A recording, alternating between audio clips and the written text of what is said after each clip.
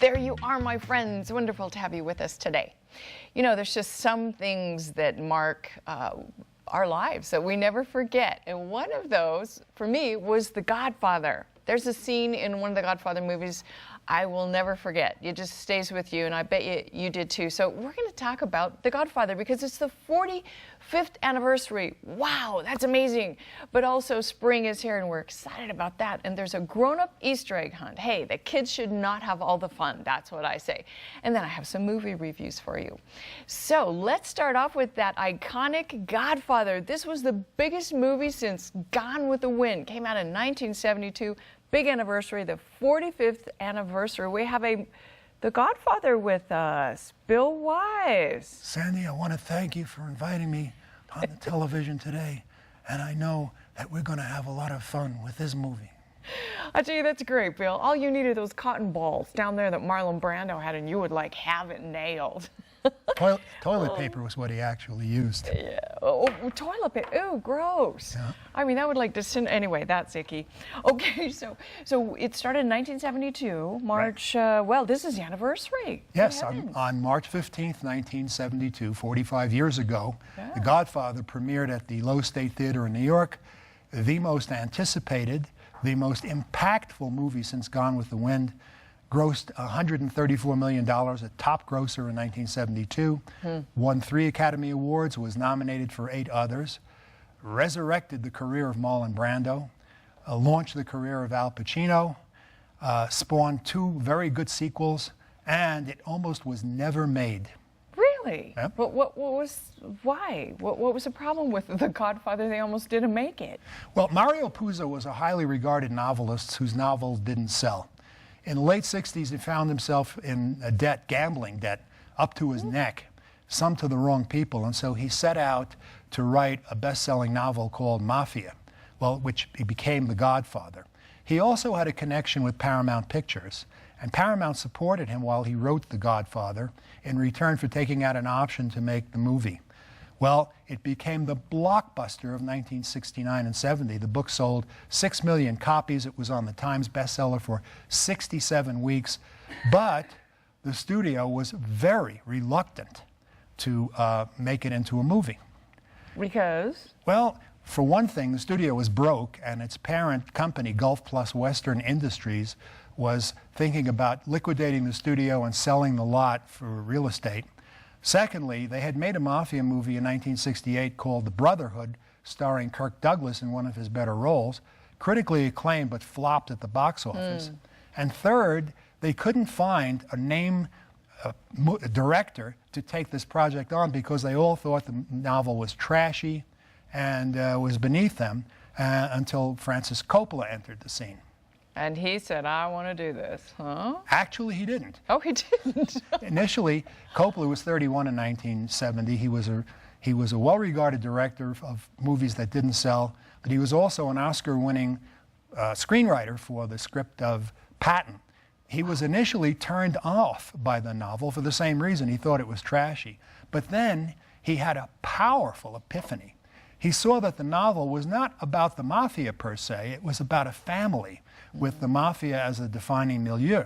To make an analogy, Gone with the Wind isn't a Civil War movie per se, it's a movie about a family with the Civil War as a defining milieu. Interesting. Coppola, an Italian-American, saw in the scenes of family life and arguments and dinners together part of his own background, and that's how he treated the movie and was one of the main reasons for its success.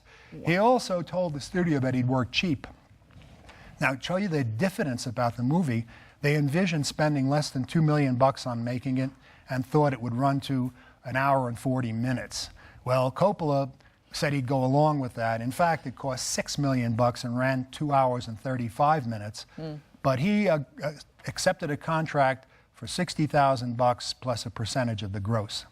Wow. So it turned out real well for everyone, pretty much. Everybody. How about Marlon Brando? You said it revived his career. How did he get involved with The Godfather? Well, Brando's name was mud in Hollywood in 1970. He had a well-earned reputation for being a prima donna who was inclined to make the studios run up hundreds of thousands of dollars in overtime. And so initially the studio chief said, no Brando in this movie, but Coppola and Puzo demanded Brando. Coppola even went to New York and jumped on the conference table. The head of production there, Bob Evans, said that Francis was the greatest evangelist since Billy Graham. And the studio said, all right, but we have conditions. One of those was that Brando had to take a screen test for doing The Godfather. Can you imagine that? Wow. Marlon Brando, the greatest screen actor of his generation, the winner of the Academy Award. They think he can't do it? And they said, he's got to do a screen test. So he did a screen test, and when they showed the bosses the screen test, that was it. Brando was in. He's got to be in. How about Al Pacino? That started his career. I guess we hadn't really heard of Al before much. Yeah, he did Panic in Needle Park. It was well regarded. The studio dismissed him as not being too small and too non-impactful. Oh. But Coppola saw in Pacino a brooding quality that he thought would be perfect for the role of Michael Corleone. And so what happened was Coppola kept sneaking Pacino's screen tests in with the screen tests of all the other actors they were doing until he finally wore them down. Amazing. How many Oscars did The Godfather win? Because it was so huge. 3. One was Best Actor, one was Best Picture, and one was Best Adapted Screenplay, and it was nominated for 8 others. All right, the big one. Now, this seemed to be so realistic to us. We learned about the Italian mafia and got scared to death.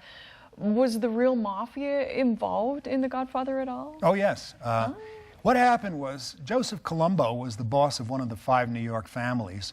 In 1969, he founded the Italian-American Civil Rights League, which in one of the great examples of chutzpah, not a mafia word, its purpose was to deny the existence of the mafia.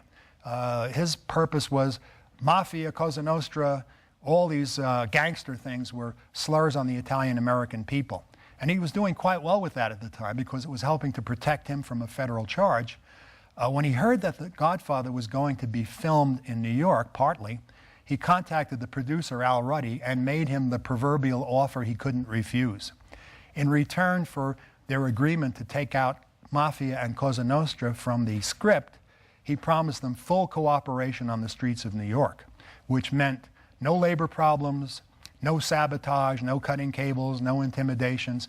They even let James Caan run around with one of his crews headed by the future boss, Carmine the Snake Persico. And Caan was so good at this, so assiduous in studying them, so good at copying their mannerisms, that the FBI, which was surveilling the family at the time, opened a file on him as oh my gosh, yeah, an a unknown possible accomplice. Possible mafioso. Oh gosh, talk about method acting. Yes, indeed. Oh, that's amazing. Well, again, The Godfather just became this huge iconic movie. The scene, okay, I'll tell you the scene that haunts me, of course. It's the horse head in the bed. You never forget that. It's just like, wow. But it made an impact nevertheless. Page 105, we all read that in high school too. So anyway, Bill Weiss, thanks for joining us. 45 years today of The Godfather. Woo. Oh, I loved it. Thanks for joining us. You know, I'm gonna get to heaven. St. Peter's gonna say, "What did you do with your life, my son?" I'm gonna say, "I memorized all 3 Godfather movies." He's gonna say, No, I say, you're in, my son. You're in. Thank you, Bill.